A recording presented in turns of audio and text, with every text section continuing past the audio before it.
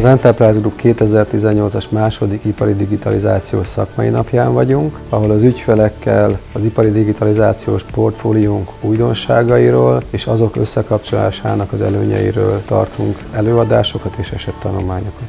4 előadásból 2-t az Enterprise Group műszaki kollégái tartottak, 2-t pedig meghívott partnereink. Az egyik az egy együttműködő partnerünk, az Epic Innolabs Kft., akik termelésütemezésben és gyártásoptimalizálásban teszik mögénk a szakmai támogatást, több mint 15 éves tapasztalattal. A másik előadás pedig egy esettanulmány volt a Skalický és Társai Kft.-től.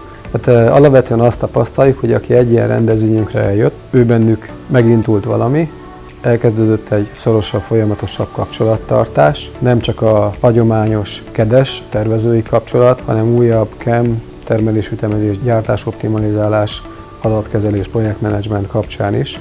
Jövőre is lesznek nyílt napjaink, és jövőre is lesznek webinárjaink, viszont az elmúlt évek tapasztalatából a webinárokat nem általánosra fogjuk faragni, hanem az ügyfelek visszajelzései alapján az egyes ipari gyártáshoz kapcsolódó, tervezéshez kapcsolódó, szakterületekhez kapcsolódó best practice-eket fogjuk megosztani az ügyfelekkel, mert nem mindenki akar valami nagyon újat, hanem azt szeretné használni, gyorsan implementálni, ami máshol már bevált és eredményre jutott.